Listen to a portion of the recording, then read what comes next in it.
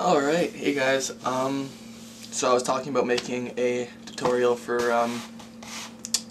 that Chevrier trick, that diamond cat, and this is that. Now it's an extremely simple trick, basically just, like I said, it's just a bunch of doubles and color changes. What makes it is just the smoothness and the way you're handling your doubles, that makes it look so clean. So here's that video. My fingers are a little greasy. I've just been eating some pizza, right? And that doesn't help. Generally wouldn't advise you handle cards, but whatever. So now the most important part, or well, what I thought was important and I worked on quite a bit, was that spin double, right? It makes it look. Spin doubles are cool, no matter what. I've always found them very interesting moves. Because a spin is, we used a spin to emphasize singularity, and then to, yeah, you know. Anyways, it strikes me as being the best way to prove a double isn't a double, right? So the spin double, I'm using the Dan and Dave technique. You can find that on, I believe, everything else, although it might just be on the trilogy. Wait, does that make sense? Oh no, I'm thinking And Then Some or whatever it is, you know, that newest release. Although it might just be on the original trilogy, the everything else disc. Essentially, you're not spinning the card as you would as per normal spin, right? Which is that you're doing that kind of action.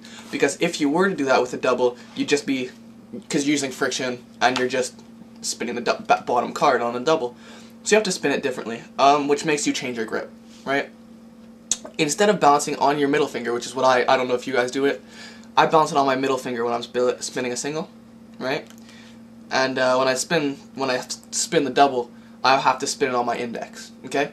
So your index goes into the middle of the card, or the middle of the two cards, and your ring finger is going to contact right here. Now I want you to see this, the ring finger is right there.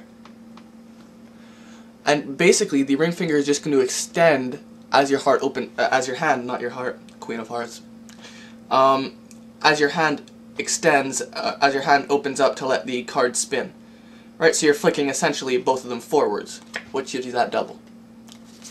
Another part that's used at the beginning is that open spread, right? That spread where I'm concealing the queen. So to do that, I don't know the credits to this move. I forget, someone told me it was a variation on some other move, but I forget the name of that move, so sorry about that. You start off with a break above your queen, above the cards that you want to keep in a block, and you're going to clip them, you're going to essentially straddle them between your pinky and your index, so that they get in there, right? So you straddle them, and you're actually going to hold them together and just spread the cards on top of them. Right, so you're in this position, you're just spreading cards on top of them, which holds those two cards together. So together, that looks like that. And you get a very nice spread, which allows you to then cleanly take this double out, flick it, spin it, as you gather these, put it back on top, and then throw what they think is the Queen of Spades, in reality the Queen of Hearts, underneath the box. Now you're going to do this move that, I only ever see Arnold do, or Arno. I don't know what it is. I don't know. It's this display move that hides this extra card. And in reality, it hides the bottom double. But also, the cool thing is, if that card is face up, it hides that as well, while seemingly giving you a view of the backs. Okay? So it's actually a quite useful move. Here's what happens. The cards get spread out in your hands. Now the only hand that matters is the left hand, so ignore the right hand. You're going to open up, but you want this type of position. You want to have your finger in between there, because you're going to reach in with your index, so that this card, this double, is clipped in between your index and your palm, as you rotate, as you use your thumb to lift them up and forwards. Okay? So essentially, display, the thumb reaches down behind, as you clip that card, see how it's getting clipped there, so it's not going to spread at all, and you come up in display. So you're just coming around. See, that's why they don't see the backs at all. Okay? Because you're just coming around. This doesn't come down at all. This hand, on the other hand, is gonna show the full thing. You're gonna show the backs on it. What happens is you simply rotate the cards like this. You clip them, rotate, and up. Okay? Now, I don't want to get too detailed on this because the video already is 5 minutes long and we've got the rest of the trick to explain. All this move is used twice, so it's worth spending time on. So practice that. That's an extremely important move. Now you're going to put the right hand cards behind the left hand cards, which puts you in the perfect position to do an Ascanio spread, right? So your Ascanio spread, spin this card along to the back. What it's going to allow you to do is take it in the position for your standard paintbrush change. I do this change terribly, and you'll see on the video it's not very good at all. But you're going to take it in position, and as you close up, you're going to use the fact that these cards are spread to already get a break underneath that top card, okay? Because you will need to do a double with it later. So now you start brushing, and you simply push off that queen as you continue to brush, and there's the first one. Now this card gets put down on the table. Now it's important where it gets put. It's going to get put behind my left hand, okay? This is for a move later on. I'll explain why. I'll explain why after, but it needs to get put behind my left hand. The queen is taken. Now because you got that break originally, you still have a break for your double, so you can immediately go pick it up, turn these cards over. When you do turn them over, don't keep them square. Because, I mean, you could keep them square while you turn them over, but why? There's actually only two, which there should be.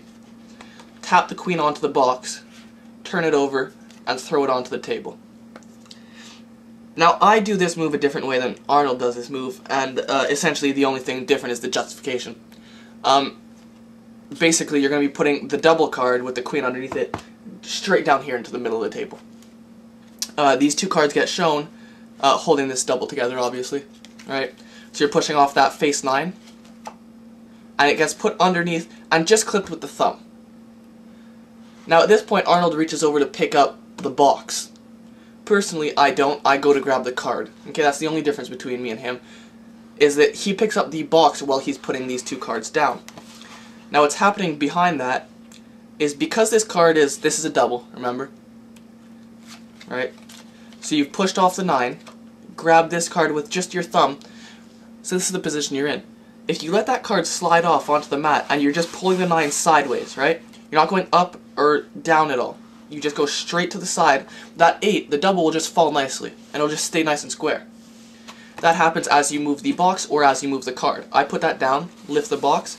Now this card is going to go underneath. If you are having trouble getting it underneath, if your cards aren't bent nicely, what you can do is as I pick up the box, I will actually push down on this card with my pinky in the corner. Okay, which lets it ride up and makes it much easier.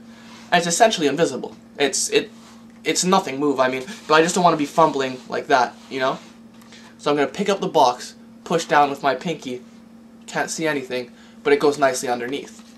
Box goes back on top.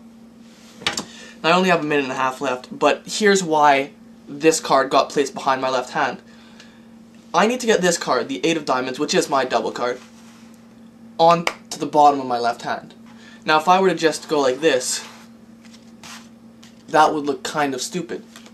Right? And that's the easiest way to do it, is to pick up the cards and just place them in the way. However, if that card's behind my left hand, it makes sense for me to pick up the 7 and the 8 and put them straight into this hand because it's waiting there already, and then reach underneath and pick up the 9. Right? I mean, this is awkward to reach under that left hand with that whole block and then put it in my left hand. However, it somehow makes sense, it actually makes perfect sense, to pick up, put in the hand, move this hand out of the way, and then pick that up to put into the hand. Right? So now on to the next video for the rest of the trick. Hopefully I can fit into the next 10 minutes.